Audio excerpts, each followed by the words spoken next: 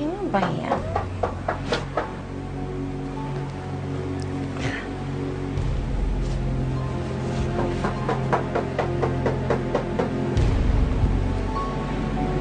Sino ba yan?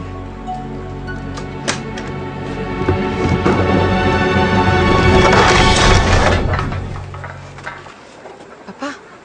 Pwede ba tayo mag-usap? Ayoko.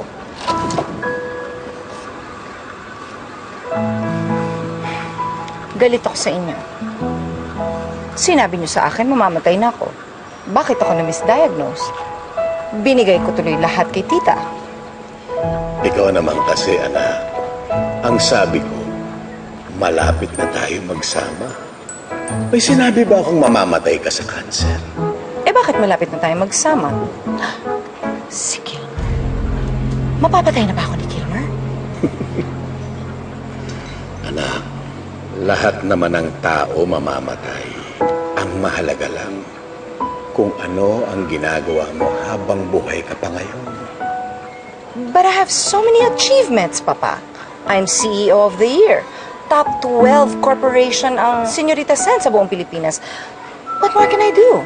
May mission ka pa. Mission? Hanapin mo. Tanay? Tanay? Ano po yun? Hanapin mo. Mana. Mana. Anak, hindi ka bingi. I want you to look for your...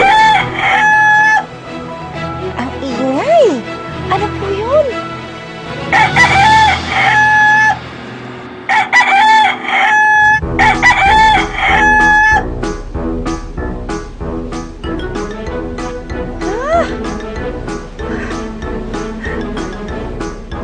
You're fired! You're fired! Ate! You're fired! Ikaw naman kasi, girlie, hindi mo na naman sinira yung pinto. Yan tuloy nakabasok ng manok ni Aling Loling. Ate, okay ka lang po ba? Napanaginipan ko ang papa ko. Charisse, meron daw akong misyon. Kailangan kong malaman kung ano yung misyon na yun. Hindi po niya sinabi. Sinabi pero hindi ko nadinig. Dahil sa manok na yan. Dapat yan na lang ang pinaihaw ko eh. Mission. I'm sure may kinalaban yun sa pagbawi ko ng Señorita Sen. That's it! Babawiin ko ang kumpanya.